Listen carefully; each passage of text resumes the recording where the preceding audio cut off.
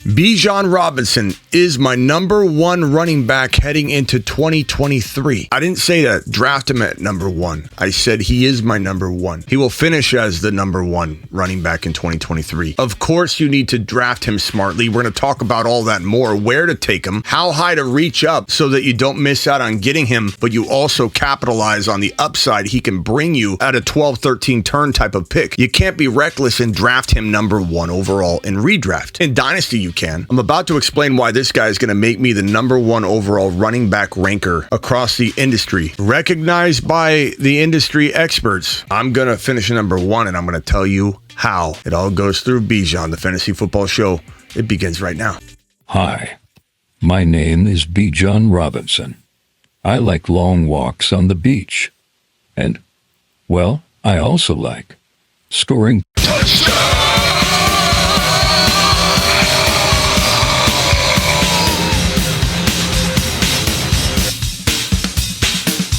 This is the Fantasy Football Show with your host, Smitty. Take a lap.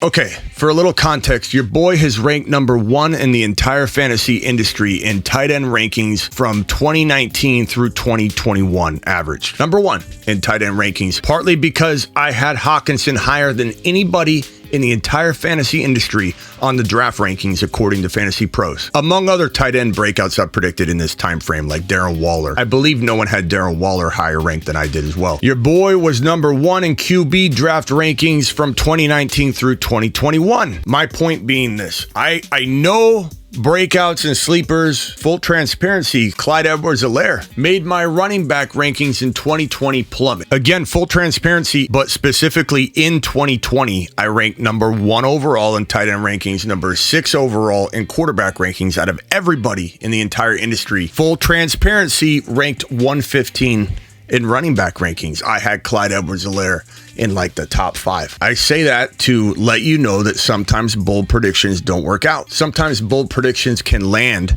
but it's not like you're throwing mud at the wall. You can't throw mud at the wall and rank 6 and 1 in the same season. But look what happens with some of the predictions. 134 in wide receivers, 115 in running back. My bold approach is going to land you some things, and we're going to miss. We're going to miss on some players like Clyde Edwards-Helaire. It's going to happen, but it shouldn't scare you away, especially when we're talking rookies, from believing in the next player that has no relation, nothing to do with Clyde Edwards-Helaire. People that said, I'm afraid to draft Breece Hall, Smitty. Last year, they're saying this. I'm afraid to draft Breece Hall, Smitty, because what if he's like Clyde Edwards-Helaire? I can't get CEH out of my mind. Breece Hall had nothing to do with Clyde Edwards-Helaire. Now, Breece Hall did get hurt, but he was on fire. Kenneth Walker was amazing. Kenneth Walker and Breece Hall were two of the biggest predictions that we had last year. I'm telling you, Bijan Robinson is going to make my running back ranking go sky high because I'm going to land it. Unless injury strikes, which we can't control, Bijan's going to make all of us proud. So how am I going to rank number one in the entire fantasy industry in the running back ranking category for pre-draft rankings across the entire industry? According to Fantasy Pros, analyzing everybody in the industry, that's anybody, taking their rankings, putting it into a database, and finding out who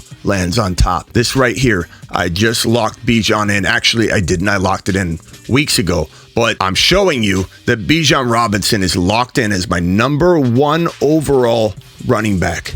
Not dynasty, not rookie only, redraft. Do not take him number one, as I alluded to at the top of the show. You need to be smart and not be reckless, and make sure you take full advantage of the upside and appeal that Bijan affords you at 12, 13, 14, 15 overall. Granted, he will climb into the 7 to 8 to 9 overall range, and I say that without any hesitation once he gets a landing spot. Once he becomes a real player, once he gets a home, he becomes a real player. Once people see him in that light, he's going to climb to 7, 8, 6 overall. He's worth taking at 6 overall. You heard me. You heard me. If he climbs to 6 overall, take him at 6 overall. This is not a license to take him wherever you want just because you heard me say he's going to be the next big thing. This is me telling you that if it comes to the point where he climbs into number 5, 6, 7, you take him without a hesitation because this is the next Adrian Peterson. This is the next Saquon Barkley. This is the next AP meets Saquon meets Nick Chubb. This is the guy. This is a touchdown monster monster right here. An absolute touchdown monster. He's going to consume touchdowns like they're first downs in 2023. Hi, my name is Bijan Robinson. I like long walks on the beach. And, well, I also like scoring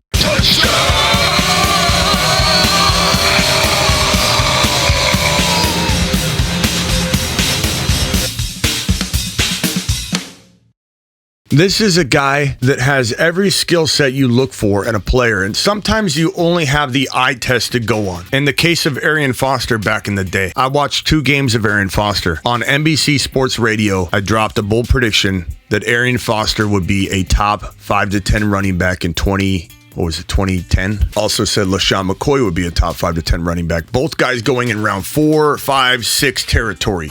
Arian Foster, he's a guy we've been recommending people reach for in the 4th and 5th round in most drafts. I see nothing but big things for this guy, and he's my monster breakout prediction for 2010. They both climbed into the 4th round going into August, but earlier on in June, July, they were going around 5, 6, 7. People are afraid to say what they feel at the cost of everybody pushing back and saying, not a rookie, not as a rookie. You don't even know where he's going to land. He hasn't taken a snap in the NFL yet. I could care less about all of those things. All I care about are what my eyeballs tell me. And when we have facts to look at on top of the eye test, we combine them. Some people say, Smitty, you're just a gut instinct guy. I know you're not a projection guy. Hey, Smitty, I know you're not a Stats guy. Those are all untrue statements. I am very much a projection and stat-driven person, but I am an eyeball test, gut instinct guy first and foremost. But in every case of my bold predicting and analyzing this and analyzing that, I am applying projections and stats and supportive evidence to confirm my cause, to confirm my prediction. I'm not just going to take an eyeball test only time and time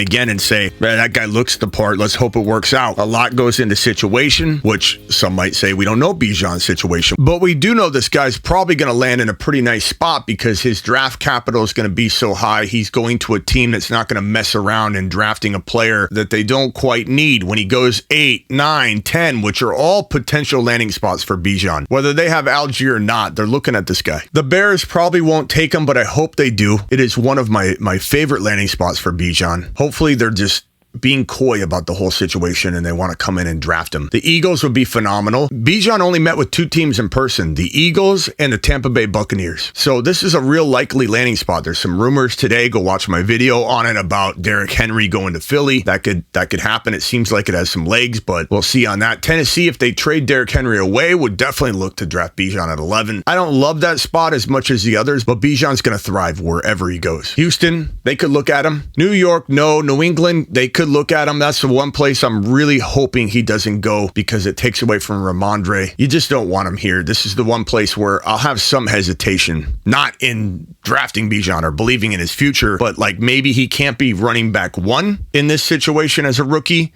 but still top 5 to 10. But I'm hoping for my bold stance of number 1 overall at the end of the season that he doesn't go to New England. Green Bay won't take him. Washington, there's an outside chance they could look at it. Pittsburgh, they're not going to take Bijan. Detroit, if they trade away Swift, don't be shocked. Tampa Bay, again, one of the only teams that has met with Bijan, so they would certainly take him if he did fall to 19, I think. Seattle's not looking at him. Look, the Chargers are a good long-term spot. Eckler's only going to be there 1 more year. They could even trade him away and take Bijan. Baltimore would be the safety net landing spot where if everybody else passed on him, they're going to scoop him up. I highly doubt he lands in Minnesota because he won't fall, but if they traded Dalvin Cook away, they could certainly draft him and it would be a good spot. Dallas is dreaming if they think they're going to get him at 26. I see mock drafts with Bijan falling to 26. I just don't see it. So addressing you don't know where he's going, I tackled that, I think, telling you that his draft capital is so high, he's not really going to a cloudy environment. He's never taken a snap in the NFL argument. I could care less about that. It's eyeball test. Arian Foster played 2 games in week 16 and week 17. I knew in 2 games, I knew in 1 game that this guy was a top 5 running back in the making. Sometimes we miss. Sometimes players get hurt. Javonte Williams was an absolute monster. Maybe that's going to hold back my 2022 running back ranking category when that comes out because I had him in the top 5. Injuries happen. Bijan could get hurt. We don't know what's fully going to unfold. But I do know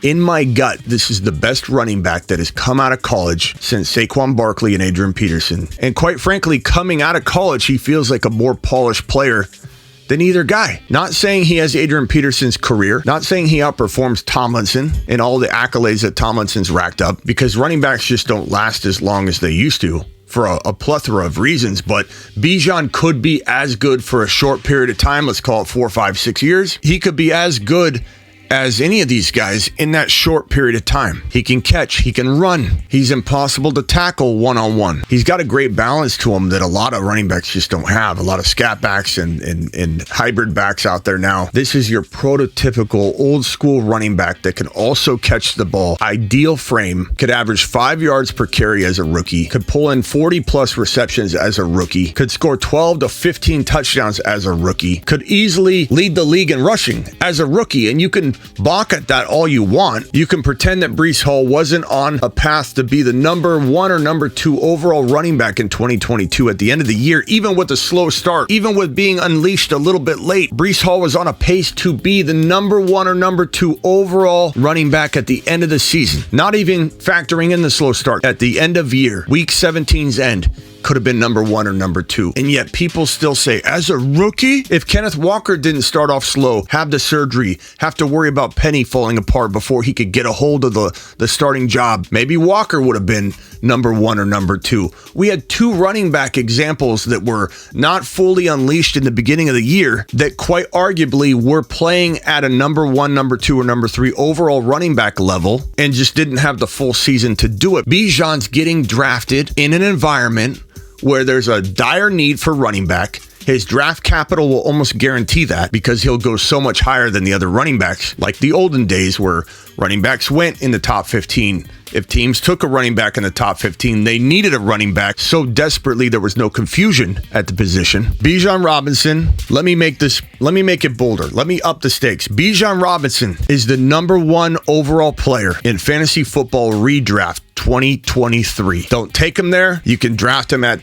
7, 8, 9, 10, 11, 12, 13, 14, depending on when you watch this video. If you watch this video in June, I bet you it's around 7, 8, 9. If you watch it right now, April 23rd, at the time of filming, you can take him at 12, 13 turn territory. Draft responsibly, draft for upside, trade down from pick number 4 to get Bijan at 12 or 13. The very best strategy you could deploy if given a top 4 to 8, top 4 to 10 overall pick is to trade down if your league allows it. If you've got the number 4 overall pick, let's say, so you have these draft slots right here in every round of your draft. Okay, you trade your number 1 overall pick down, getting rid of that number 1 overall pick. You say you throw in the 6th round pick to get a 2nd and a 3rd round draft selection. Now you've got no pick in round 1 because it's in round 2. You got no pick in round 6 because it's in round 3. You're missing no picks. You got all your picks accounted for. Now you create a little void for yourself. You trade your 5th rounder and your 4th rounder. You get another 2nd rounder. Let's call it the bottom of the 2nd round. Your round 1 pick is in round 2. You're not missing it. Your round 3 pick, you never traded. Your round 4 pick is in round 2.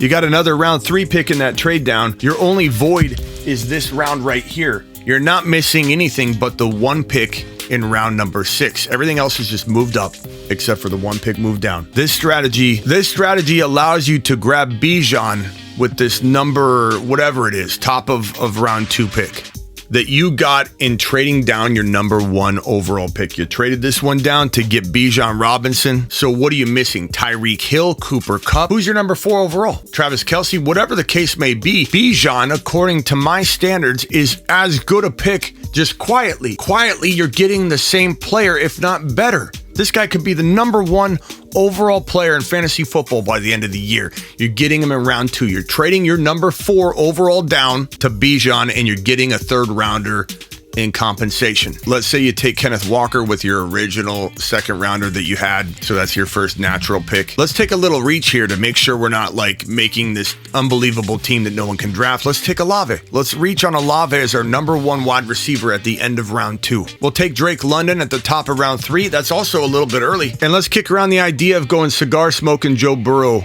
at the end of 3, which is also a reach. So losing only your 6th round pick, you're telling me I can get Bijan, Walker, Walker as my starting running backs. Olave, London, and Joe Burrow. Championship. Walk straight to the bank. Go to League Safe. Slap a piece of paper against the window. A napkin with your team written on it and say, Can I get in advance? they'll walk you right in the back door. Have you fill out an IOU. And let's take Burrow off the board. Actually, let's change Burrow to, let's go wide receiver. Let's go with another potential, not reach, but we're not pretending we're getting people like in steal territory. We're pretty much reaching on every one of these picks. Let's say Christian Watson. And even if you got to go like this to make it feel like it's a little more likely or whatever, this is a third round pick. We're taking Christian Watson in round 3. All these guys are reaches. Bijan, Walker, Olave, Watson, London. They all look pretty familiar. Where might we find all these guys? Oh, I know, the Moon Man list. The Moon Men, dropping loads in outer space. Yeah, look it.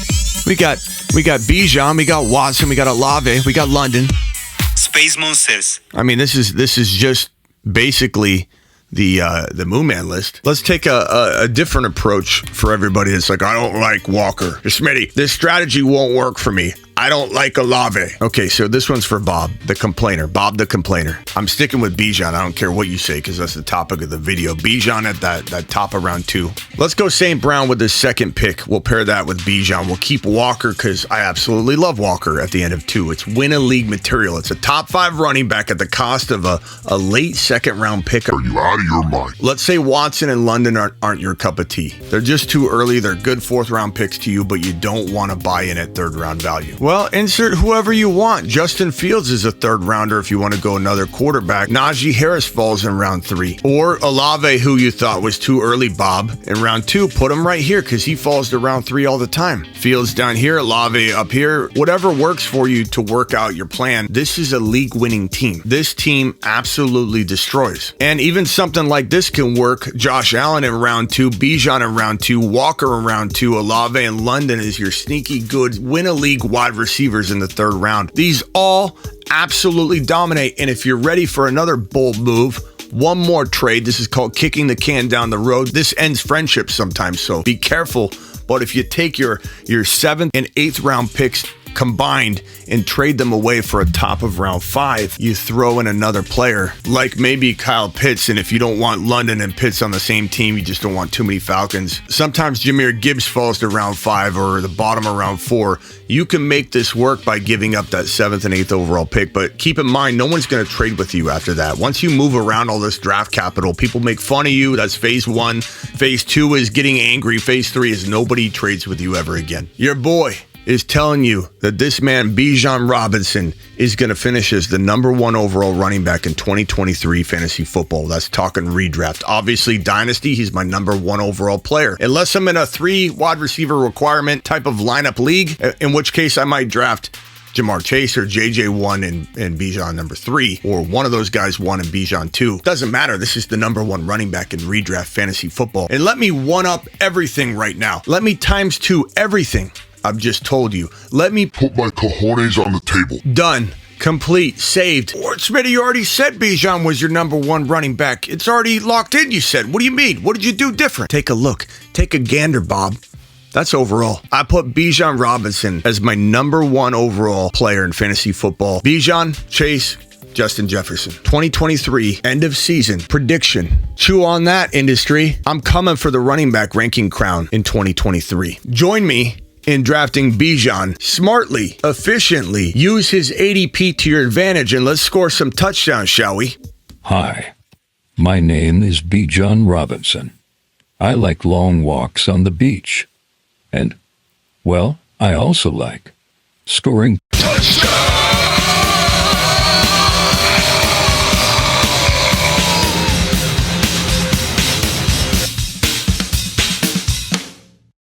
This is the Fantasy Football Show with your host, Smitty.